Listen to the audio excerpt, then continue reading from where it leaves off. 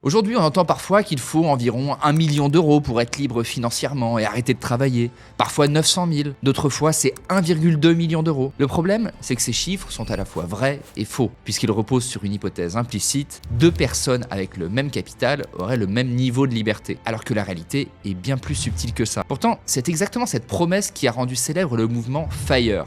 Le Financial Independence Retire Early. Sur le papier, c'est séduisant. Vous prenez vos dépenses annuelles, vous les multipliez et vous obtenez votre chiffre magique. Le problème, c'est que ce chiffre magique a surtout été pensé dans un cadre américain. Et c'est là que beaucoup de gens se trompent. Parce qu'en France, vous ne pouvez pas juste regarder un rendement brut et vous en contenter. Ici, il faut compter avec la fiscalité sur les revenus du capital. Ce sont les fameuses subtilités du système d'imposition français, ainsi qu'avec l'impôt sur la fortune immobilière, l'inflation ou encore la cotisation subsidiaire maladie. Tant que vous ne prenez pas en compte les bons paramètres, eh bien vous ne vous en sortirez pas. Chez Louvainvest, on a donc décidé de préparer cette vidéo pour vous aider à comprendre ce qu'il faut vraiment regarder. Pourquoi les calculs qu'on répète partout, comme la règle des 4%, sont souvent incomplets, voire faux. Et surtout, comprendre comment optimiser vos placements intelligemment dans le contexte français.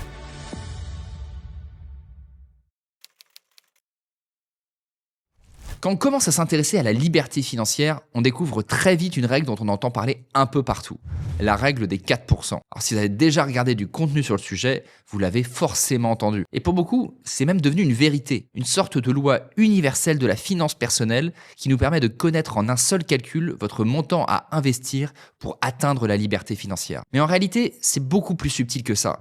Cette règle vient d'une étude américaine publiée dans les années 1990, la Trinity Study. Au départ, l'objectif des chercheurs était de savoir combien on peut retirer chaque année d'un portefeuille de placement sans le vider trop vite. Autrement dit, si vous arrêtiez de travailler aujourd'hui, combien vous pourriez vous verser chaque année, tout en étant sûr que votre patrimoine continue à se maintenir? Pour répondre à cette question, les chercheurs ont simulé des dizaines de scénarios. Ils ont pris des portefeuilles types composés en moyenne de 50 à 60% d'actions et de 40 à 50% d'obligations. Alors pour rappel, les obligations sont des petites parts de dette émises directement par les États, les entreprises ou les collectivités qui souhaitent se financer. Alors, les chercheurs ont alors analysé les données historiques des marchés financiers américains sur plusieurs décennies, en prenant donc en compte les périodes de crise comme la crise du pétrole dans les années 70, les périodes d'inflation, on en a vu une petite récemment, et les périodes de forte croissance. Le but, avoir la vue d'ensemble la plus objective et réaliste possible. Et leur conclusion a marqué toute une génération d'investisseurs. En fait, ils ont observé qu'un retrait initial de 4% du portefeuille,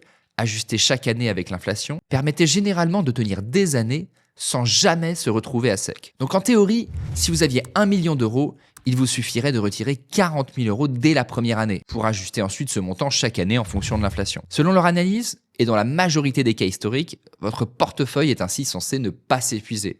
C'est ça, la règle des 4%. Une règle qui a donné naissance à une formule devenue assez populaire dans le milieu. Le capital nécessaire, c'est les dépenses annuelles multipliées par 25. C'est justement cette simplicité apparente qui a fait exploser cette règle sur Internet. Parce qu'en quelques secondes, vous pouvez estimer votre chiffre, du moins en théorie. Imaginez que vous dépensiez 1 500 euros par mois. 1 500 multiplié par 12, cela nous donne 18 000 euros de dépenses annuelles. Et si l'on s'en tient à la règle des 4% et qu'on multiplie ce chiffre par 25, il vous faudrait près de 450 000 euros de capital. Si vous êtes à 3 000 euros de dépenses par mois, cela donne donc 36 000 euros de dépenses annuelles et donc 900 000 euros de capital nécessaire. Même chose si vous dépensez 500 euros par mois ou 15 000. Alors ici, on parle de différents budgets cibles. Mais on est curieux chez Louvainvest, quelle serait la tranche de revenus dont vous estimeriez avoir besoin, vous, pour vivre correctement? Dites-le nous en commentaire. C'est ici que cette règle devient intéressante. Elle nous montre que la liberté financière ne dépend pas d'un chiffre universel, mais plutôt de votre niveau de vie. Et c'est exactement pour ça que deux personnes avec le même revenu peuvent avoir des trajectoires totalement opposées. Tout dépend en réalité de leurs dépenses. C'est ici que la règle des 4% atteint ses limites. Alors oui, elle est simple à retenir et rapide à utiliser, mais elle donne une illusion de précision, alors que la réalité est beaucoup plus complexe. Déjà parce que ce calcul ne prend en compte qu'un capital brut, un capital avant impôt, et surtout un capital qui ne dit rien sur la façon dont il est investi. Si vous avez l'habitude de regarder la chaîne, vous savez que tous les portefeuilles ne se valent pas. On en parle en détail d'ailleurs dans cette vidéo avec un portefeuille en SCPI. Certains portefeuilles sont fiscalement optimisés, et d'autres sont lourdement taxés. Finalement, deux personnes avec le même capital peuvent générer des revenus et des plus-values qui n'ont absolument rien à voir. La vraie question n'est donc plus de combien vous avez besoin, mais de combien il vous reste une fois que la réalité est passée par là. Et en France, cette réalité a un nom, l'imposition et les charges sociales. Au départ, la règle des 4% repose sur 3 hypothèses implicites. Une fiscalité faible, un rendement stable et aucune charge supplémentaire. Ces 3 hypothèses fonctionnent sur le papier, mais dans le pays des Lumières, elles ne tiennent plus vraiment. Parce qu'en France, ces éléments n'ont rien à voir avec les États-Unis. La fiscalité sur le revenu du capital est déjà bien différente. Là où de l'autre côté de l'Atlantique, on applique une taxation progressive de 0 à 20% d'imposition selon la tranche fédérale, en France, la majorité des revenus financiers sont soumis à ce qu'on appelle le prélèvement forfaitaire unique, le PFU. Cela correspond à 12,8% d'impôt sur le revenu d'une part et à 18,6% de prélèvements sociaux d'autre part, soit 31,4% au total contre 30% avant le budget 2026. Et ça, c'est la fameuse flat tax. Cela signifie que si votre portefeuille génère 1000 euros de revenus, vous gardez exactement 686 euros dans votre poche. Le reste part directement à l'État. C'est un point crucial parce que contrairement à la règle des 4%, vous devez raisonner en net. Donc si on prend l'exemple de quelqu'un qui veut toucher 3000 euros net de revenus passifs chaque mois, il a théoriquement besoin d'un portefeuille de 900 000 euros. Sauf qu'avec 31,4% d'imposition, il ne lui reste pas 3000 euros par mois, mais 2058 euros seulement. On vient de perdre près de 1000 euros sur un mois, sans toucher au capital ni modifier le rendement. Concrètement, si on bloque les retraits à 4% du portefeuille, il ne reste plus que 2,74% une fois les impôts passés par là. Si on reprend donc le calcul de tout à l'heure, ce n'est pas par 25 qu'il faut multiplier ses coûts annuels, mais par 36. Pour 2000 euros de dépenses par mois, il vous faut donc vous constituer un capital de 864 000 euros. S'ajoute à ça la cotisation subsidiaire maladie ou la fameuse taxe PUMA. Une taxe oubliée par beaucoup d'investisseurs, mais qui représente un vrai piège pour les rentiers. En effet, cette cotisation qui s'applique aux personnes qui ont peu de revenus d'activité, mais des revenus du capital très élevés, peut vite se faire sentir côté rendement. Petite subtilité supplémentaire, elle se déclenche lorsque vos revenus du patrimoine dépassent un certain seuil. Ce seuil est aujourd'hui lié à ce qu'on appelle le PASS, le plafond annuel de la sécurité sociale. À l'heure où on tourne cette vidéo, il est fixé à 48 060 euros. La règle est donc la suivante. Si vos revenus dépassent environ 50% de ce plafond, donc autour de 24 000 euros, vous pouvez y être soumis. Plus vous réussissez à vivre de vos investissements, plus vous pouvez être amené à payer une cotisation santé supplémentaire.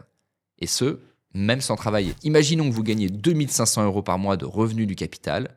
Sur cette base, vous générez 30 000 euros par an. Si on soustrait le plafond de 24 030 euros à vos 30 000 euros de revenus passifs, cela donne une base taxable de 5 970 euros. Cette base est alors taxée à 6,5%, comme précisé sur le site de l'URSSAF, ce qui nous donne une cotisation annuelle de 388 euros. Soit quasiment 400 euros de rendement en moins chaque année. Dernière contrainte qui va venir s'ajouter à votre objectif. L'impôt sur la fortune immobilière, aussi appelé l'IFI. En France, si votre patrimoine immobilier net dépasse 1,3 million d'euros, vous devenez imposable à l'IFI avec un barème progressif. Cela signifie que si votre stratégie de liberté financière repose principalement sur l'immobilier, vous pouvez vous retrouver à payer un impôt supplémentaire chaque année. Un impôt qui vient, encore une fois, réduire votre rendement net. Alors forcément, quand on sait que près de 60% des Français songent à miser sur l'immobilier pour s'enrichir petit à petit, ça fait mal. En mettant toutes ces contraintes bout à bout, on réalise vite que le rendement des 4% n'existe plus vraiment en net. Mais alors, une question reste en suspens. Sur quelle base solide vous appuyez pour construire votre propre stratégie ? Pour y répondre, il faut garder quelque chose en tête.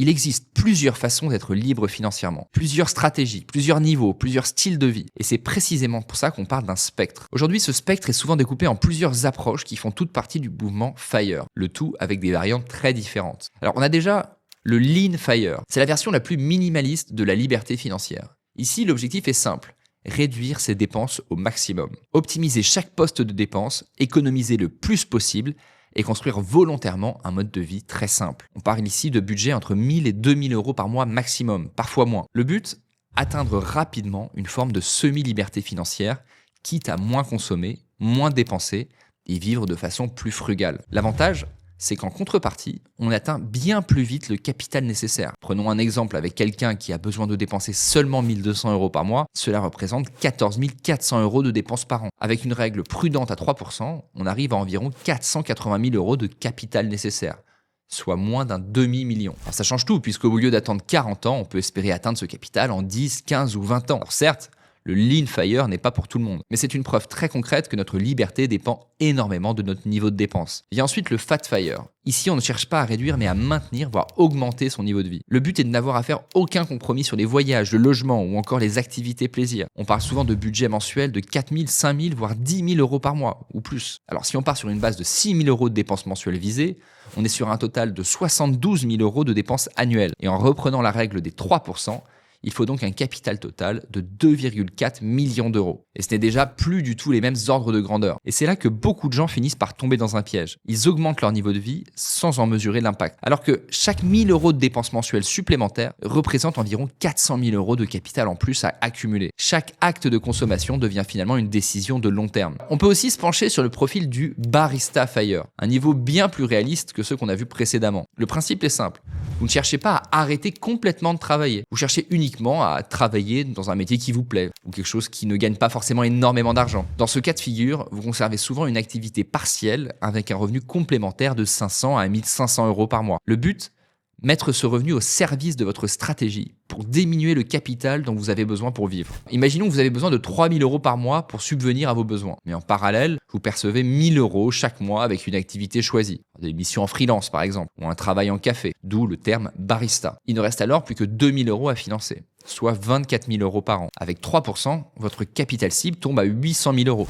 Au lieu de 1,2 million d'euros si vous n'aviez pas repris ce poste. 400 000 euros de différence, soit des années et des années d'épargne. Au-delà des chiffres, ce modèle vous permet aussi de garantir une activité, un certain rythme et des liens sociaux qui pèsent sur ceux qui ont cessé toute activité pour devenir rentiers. En effet, selon différents témoignages, près d'un quart des personnes qui ont atteint la liberté financière totale et cessé de travailler se plaignent de solitude et d'ennui.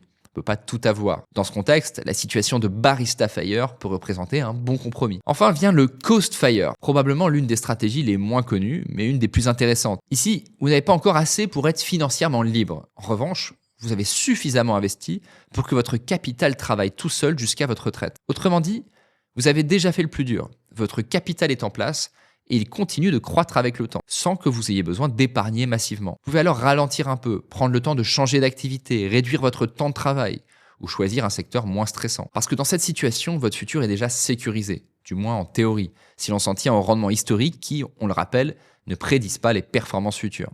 Alors prenons un exemple simple. Vous avez 200 000 euros investis à 30 ans, ce qui est beaucoup.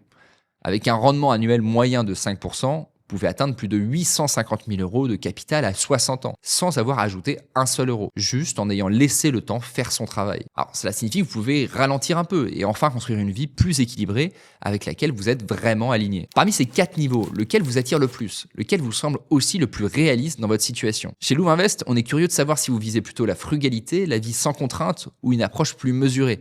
N'hésitez pas à nous le dire en commentaire. Vient enfin l'optimisation de votre fiscalité. Comme vous en doutez, en France, c'est un vrai sujet. Mais l'avantage, c'est qu'on peut aussi optimiser intelligemment, grâce notamment à ce qu'on appelle les enveloppes fiscales. La plus connue d'entre elles, l'assurance vie. En effet, après 8 ans de détention, vous bénéficiez d'un abattement annuel sur les gains. Cet abattement est de 4 600 euros pour une personne seule et de 9 200 euros pour un couple. Au-delà de cet abattement, la fiscalité devient légèrement plus douce avec seulement 24,7% d'imposition et de prélèvements sociaux dans le cas où vos versements initiaux sont inférieurs à 150 000 euros. S'ils sont supérieurs à ce montant, vous êtes alors soumis à la traditionnelle flat tax d'à peu près 30%, ce qui signifie que vous pouvez continuer à générer des revenus et du rendement tout en réduisant l'impact fiscal, ce qui maximise votre rendement net. D'ailleurs, ça tombe bien puisqu'on a justement développé notre propre assurance vie chez Louvainvest avec les frais qui sont parmi les plus bas du marché. Si vous voulez découvrir notre offre en détail et tous les avantages qu'on a inclus dedans, cliquez sur le premier lien dans la description. Comme on l'a vu, dans la majorité des cas, le levier n'est pas toujours de gagner plus, mais plutôt d'apprendre à structurer intelligemment, tout en prenant les bonnes décisions au bon moment. Et c'est justement pour vous aider à faire ces choix qu'on vous a préparé une vidéo dans laquelle on décrypte en détail où les Français investissent leur argent. On a épluché les rapports de l'INSEE afin de repérer les véhicules d'investissement les plus utilisés en France. Et surtout, lesquels privilégier en fonction de votre situation. Si vous regardez cette vidéo, elle s'affiche à l'écran.